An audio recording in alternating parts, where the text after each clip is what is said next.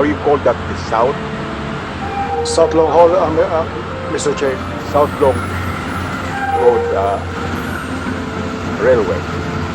What is now the status of this project? Mr. Chair, may I be recognized? Yes, please, Yusik Chavez. Number one, there is an ongoing contract with China Railway Design Corporation. It's a 14 billion peso contract. The contract covers project management consultancy, should have been utilized for management supervision of the civil works and rolling stock contract. But in reality, the 142 billion signed contract by Secretary Tugadi sometime in February 2022 was not granted loan by the China Exim Bank. That's the reason why Secretary Dominguez withdrew the loan application to the China Exim Bank.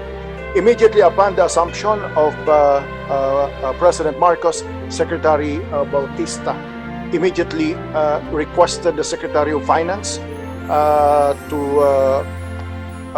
reapply for the loan, and reapply for the loan. And the same is being processed by the National Economic Development Authority and by the Department of Finance. DOTR is an implementing agency, but the one that applies for the loan, negotiates for the loan, and signs for the loan is the Department of Finance. The latest po, since there is no funding for the civil works, rolling stock, electromechanical, the Secretary of Transportation informed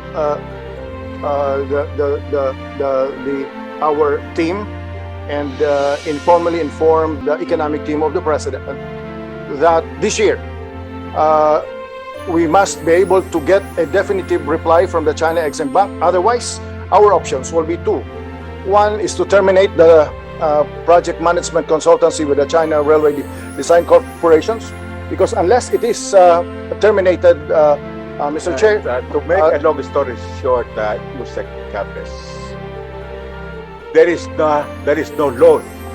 there is loan for Yes, but for project the- management consultancy, but not for the civil works. There's no loan. There is no loan. Opo, So we could not even say when the civil works would start. that is correct, Mr. Chair. That is correct. That is absolutely correct, Mr. Chair. And so at the moment, this so-called modernization of the bicol railway is still a pipe dream. That Yes. is absolutely correct. There is no definitive source of funding for the civil works. Well, has the problem of the resettlement of affected residents along the road been resolved? We are addressing that. We're prioritizing where the Philippine National Railways is operating. Do you have funding for that? We have funding for that, and in fact, we have a What is the stage of completion with respect to this resettlement of affected residents? we are limited to 3.4 billion given to us by Congress, and the concentration, Mr. Chair, is from Calamba to Lucena, Lucena to Hondagua, because we are now utilizing, Mr. Chair, So, the existing wala alliance. pa sa Bicol region. Wala pa po sa Wala pa Bicol. sa Bicol. And what is your rate of accomplishment with respect to the resettlement of affected residents? In the 3.4 billion contract with the National Housing Authority is in charge of that. There is going to be a turnover of some relocation sites in Lucena, Tiao, Candelaria, Has Quezon. there been a relocation site already turned over? Yet to be turned over Yet po. to be turned Opo. over. So wala pa. Wala pa ho. Wala pa.